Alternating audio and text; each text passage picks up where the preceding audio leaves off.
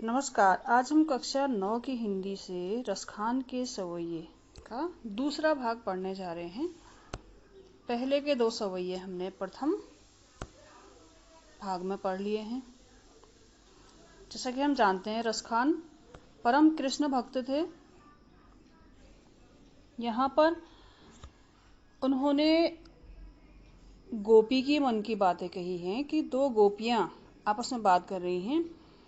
एक गोपी जो है अपनी सखियों के कहने पर कृष्ण का रूप धारण करने को तैयार है। वह कृष्ण का स्वांग करने की बात कर रही है।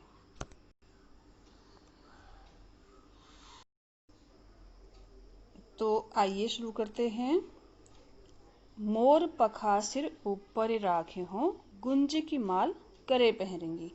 एक गोपी दूसरी गोपी से कह रही है कि जिस प्रकार कृष्ण अपने सिर पर मोर पंख लगाते हैं, उसी प्रकार मैं भी मोर पंख लगाऊंगी और गले में भी उन्हीं की तरह गुंज की माला पहनूंगी। माल मतलब माला, गरे का अर्थ होता है गले। गले में पहनूंगी। उन्हीं की तरह मैं भी सिर पर मोर पंख तथा गले में गुंज की माल पहनूंगी।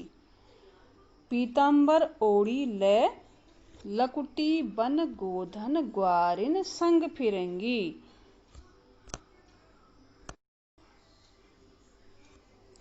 पीतांबर का अर्थ है पीले वस्त्र, लकुटी का अर्थ है लाठी, ग्वारिन का अर्थ है ग्वाल ग्वाले, संग साथ में फिरूंगी। गोधन का अर्थ होता है गाय। तो मैं भी पीले वस्त्र धारण करके हाथ में लाठी लेकर गोधन गायों के साथ ग्वाल बालों संग वन में फिरूंगी। जिस प्रकार से कृष्ण वन बन जाते हैं ग्वाल बालों और गायों के संग, मैं भी वही करूंगी। भावतो बोही मेरो रसखानी सो तेरे कहे सब स्वांग करेंगी। भावतो जो अच्छा लगता है, जो प्रिय है, मेरे कृष्ण को जो भी प्रिय है, सो तेरे कहने से सब स्वांग सब नाटक करूंगी।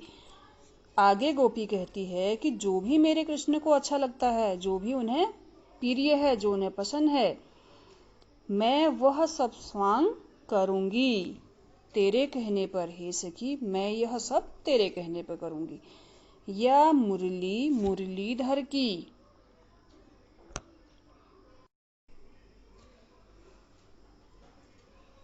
अधरान धरी अधरान धरेंगी, परंतु मुरलीधर की वह मुरली मैं अपने होठों पर नहीं रखूंगी।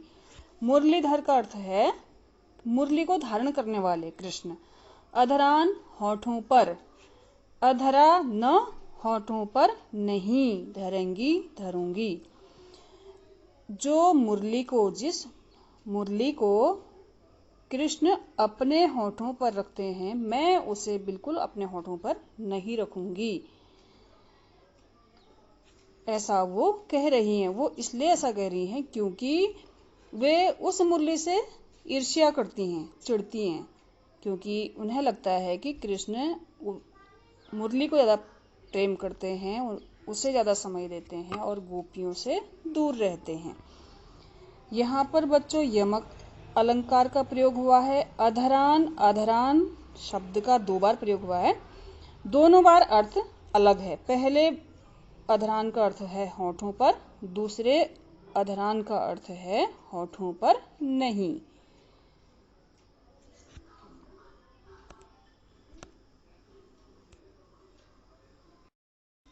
अगले छंद में गोपियां किस प्रकार कृष्ण के रूप तथा उनकी मुरली की मधुर धुन पर आकर्षित हैं तथा उनके प्रेम में वशीभूत हैं, इसका वर्णन किया गया है।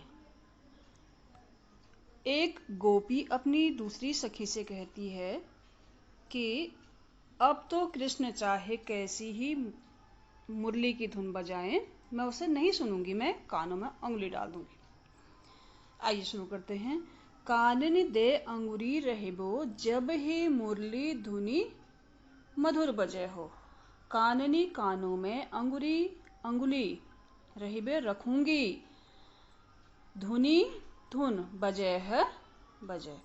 जब भी कृष्ण मुरली की मधुर धुन बजाएंगे तो मैं अपने कानों में उंगली लगा दूंगी, उंगली डाल दूंगी, उसे नहीं सुनूंगी।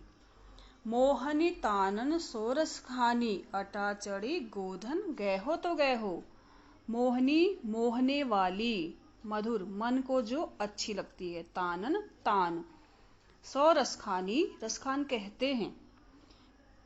अटा चढ़ी, ऊंचे महलों पर चढ़कर। गोधन गए हो, गोधन का अर्थ होता है एक तरह का लोकगीत,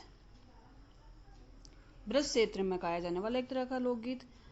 अगर कृष्ण ऊंची अट्टालिकाओं पर चढ़कर, ऊंचे महलों पर चढ़कर गोधन गाएंगे तो गाते रहें, मुझे यह भी नहीं सुनना है। तेरी कहो सिगरे ब्रज लोगन, काल्हि को कितनो समझा हो। चाहे मुझे कोई कितना ही समझा ले, सिगरे मतलब सभी, ब्रज लोगनी ब्रज के लोग, काल ही कल को, समझे हो समझाएंगे। कल मुझे कोई कितना ही क्यों न समझा ले, मेरे पर कोई असर नहीं होने वाला, मैं उनकी पुकार नहीं सुनने वाली।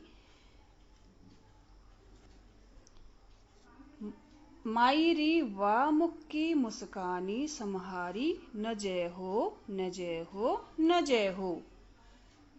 फिर उसको अपने पर भरोसा नहीं हो रहा है, फिर वो आगे क्या कहती है देखो। मायरी, हे माँ, वा मुख की, उनके मुख की, मुस्कानी मुस्कान, सम्हारी संभाली, न जय हो न जय हो। हे माँ, अरे माँ, कि अगर मैंने उनकी मुख की मुस्कान देख ली, उनकी मधुर मुस्कान देख ली, तो मुझसे फिर नहीं संभला जाएगा। मुरली की धुन न सुनूं, इसके लिए तो मैं कान में उंगली डालूंगी, लेकिन अगर मुझे उनकी मुस्कान दिख गई तो फिर मैं अपने आप को नहीं बचा पाऊंगी, उनके प्रभाव से नहीं बच पाऊंगी। तो इस प्रकार यहाँ पर कृष्ण के मधुर मुस्कान का वर्णन है, जो कि गोपियों को अपने आकर्षण में बांधती है, अपने प्रेम बंधन में बांधती है।